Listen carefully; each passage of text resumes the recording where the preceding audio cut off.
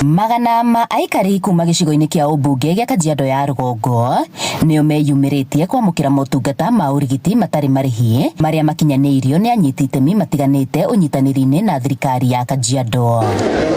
Kũringana na atabania a kambĩ ĩno maugĩte yũkĩte ihinda-inĩ rĩrĩa rĩagĩrĩire kumana na mĩhĩnga ĩrĩa ĩragũmĩra aikari rĩrĩ kũrĩ na mũgomo wa arigitani. We will continue partnering with everyone who is willing to come also and assist us in whichever way. And I want to reiterate that we are in support of this medical camp and we have seen the great need. And I want to tell the people of Kajiado North that all the services that are being offered here are free. And most of this comes at the right time, especially when we have this strike that is going on for the doctors. So I believe this has come a long way in helping our people. We have seen various challenges that people are going through when you talk about issues to do with dental, issues to do with eye problem, and many others. Kambĩ-inĩ ĩno arigitani nĩ matabanĩtie ũthĩnji wa ũimbo mĩrĩ-inĩ kũrĩ mũingĩ makiuga amwe ao maumanagia na kũhitha ũimbo wao na angĩ kwaga mbeca cia ũrigiti. Lipomas are growing anywhere. They're growing anywhere and it's just a fatty thing.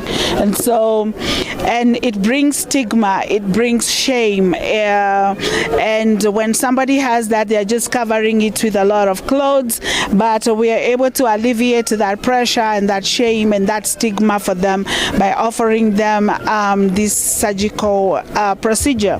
And when that lump is very small, we help to do the operation on the campsite under injections, and we can save the life. The people will not suffer long, and it will not a life-threatening disease. Thirikari ya Kajiado yugĩte kambĩ ĩno yonanĩtie bata mũnene wa motungata ma ũrigiti kũrĩ mũingĩ gũkũ makĩranĩra gũthiĩ na mbere na kũnyitanĩra na anyiti itemi matiganĩte kũheana motungata ma ũrigiti kũrĩ mũingĩ. Free medical camp inashughulika kutoa uvimbe kwa mwili kama vile hizi goiters, vitu zinaitwa lumps na uvimbe zingine ambazo zimejificha kwa mwili ambayo is a hidden disease, ndio tumeambiwa na Daktari Khan leo.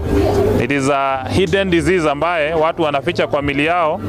Akiwa na uvimbe mtu anaficha, hataki kusema, na baadaye inamletea madhara ya kiafya katika mwili wake. Mũthia-inĩ wa kambĩ-inĩ ĩno andũ matanyihĩire 1,800 magunĩkĩte na motungata maya. Handũ-inĩ ha Inooro TV kuma Matasia Kajiado ya rũgongo ngetwo Wacuka wa Kĩarĩ.